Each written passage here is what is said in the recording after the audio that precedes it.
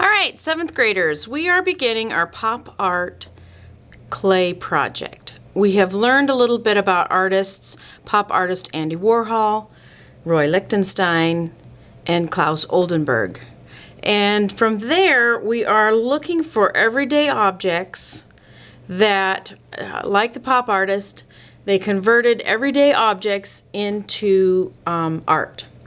And in our case, we are going to turn everyday objects into containers. Now, sometimes I'll have students that want to make something like, I want to make a cup. I want to make a bowl. Well, we're actually not making a cup or a bowl. We're making an object like a golf ball or something that you would think that you have in your pockets or your purse or your gym bag. Think of those things as everyday objects, things that you would have in your junk drawer. And then you are converting those things into a container. This particular video is going to talk about converting something like a baseball, basketball, or any kind of round circular object into a container. So here we have our ball here and container. And so that's what this demo is going to do, is going to demonstrate how to make a ball.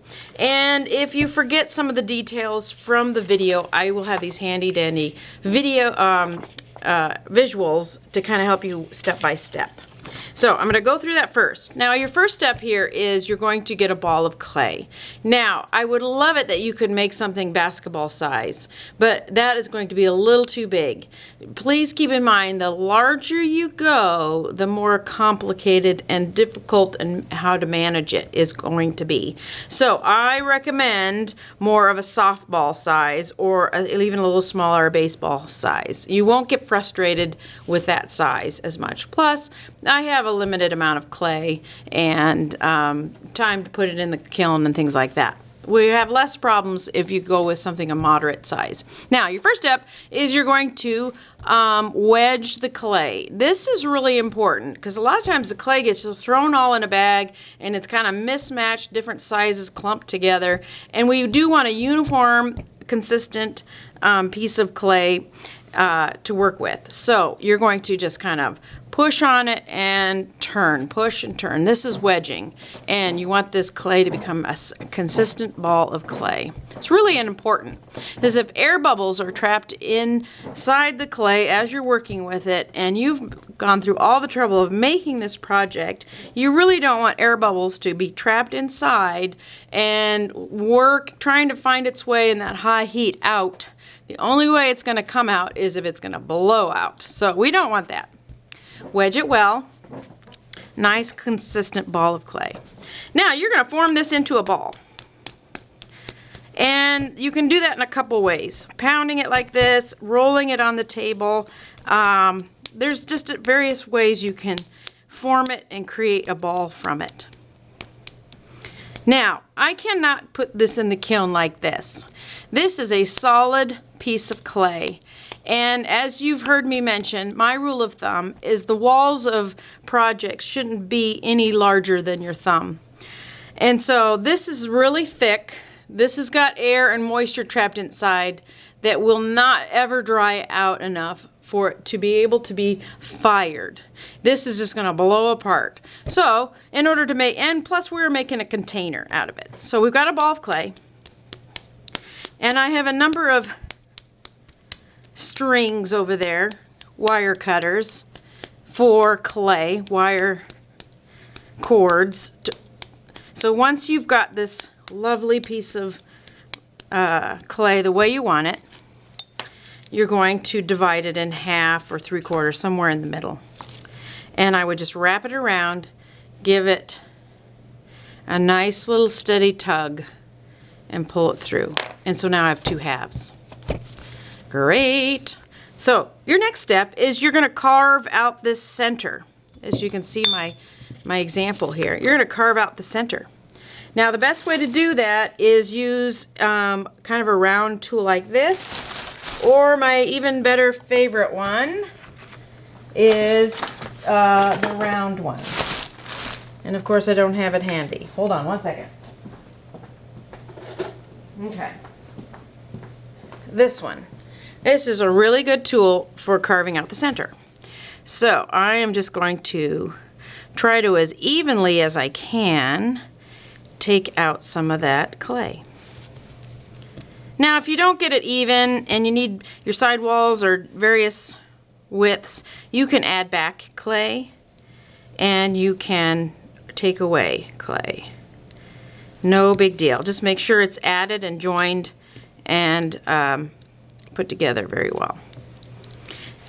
All right, so now I'm just beginning to kind of divide out these two and dig out these two. Keep the walls about a 1/2 inch thick throughout. You don't want anything too thick because, like I mentioned, you're going to run into some troubles with air trapped. Things that are too thick sometimes will retain moisture longer, and I will be waiting at least a week for these to dry out thoroughly before firing them, but in case you don't, you want to make sure they're just a consistent width all the way around. Now, you can smooth out and kind of work this all consistently to make your ball. Now, sometimes as you are digging it out, it ends up getting misshapen. So go ahead and work with it to reshapen it. I do find that with smooth edges, a paddle is really a good way to get that shape back into the shape that you're wanting. Even if you slightly find that you're joining the two sides together, no worries, you can kind of just gently pull that apart again. Okay, now on this one, if you noticed, I've got a bit of a rim. That's gonna sit on there nicely and hold those two together when you have it sitting here. Okay, so I'm just gonna put a little bit of a rim inside one of the bowls, and I already kind of started that here with this one. This is how I did that. I basically found a little bit of clay and I rolled it into a snake shape,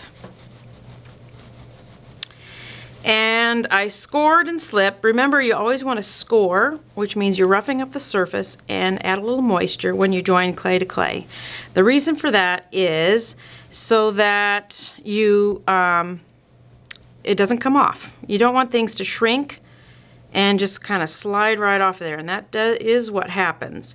Is the clay dries out, it shrinks. If things aren't joined together well, then it will just fall right off or come right off, and we don't want that. All right, so now your next step here is to add and join, and use one of your tools to kind of join that rim and kind of pinch and kind of just make that a nice rim. Work with it. The real trick from this point out is just to spend the time working with it and refining it and making it look good and make it work well. Now, I've added that little rim there, but I do need to make sure it's going to fit. Okay, so I did work with this one just a little bit and was kind of making sure it was going to fit, because nothing's going to change in the kiln. What you get, what you put in is what you're going to get out. So you want to make sure that rim is going to work well. So you spend the time smoothing out, trimming it. If it doesn't fit, trim a little bit away. If you need to add some, do add some, so that once these two pieces go together, they fit well. So if you've got uneven rim, anything like that, I want you to take the time, tap it, flatten it, take the time to flatten it out, smooth it out. A little moisture helps. The sponge is really good at smoothing out and getting things looking nice and beautiful and pretty. All right, so spend the time putting those two together. Once they fit together nicely, even just use that paddle. That's going to make those join together a lot better. Trim away any as needed. Then, once it's ready to go and you've got it smoothed out, you got your initials on it, I do want you to separate them from each other. Set them together so we don't get them mixed up with somebody else's mismatched.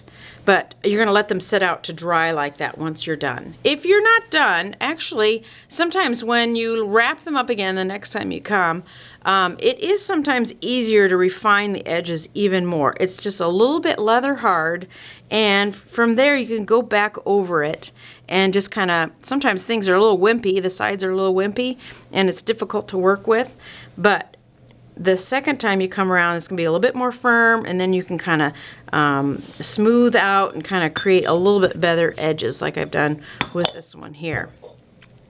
If you desire, you can add and carve in to your baseball, softball, the stitching, but you can also wait until you could carve that right in with some sort of a tool. Or you can wait and apply it with glaze. We're going to let these dry out, and then when they're all dried out, this one here has been fired. It's bisque fired. And once that's done, we're going to apply glaze to them. This is a different shape, but we're going to apply glaze to them and fire it again. All right, this concludes our first of 3 demo videos for making our pop art clay project. Look for the other ones if you are looking for a different type of project to do other than this one. Thank you.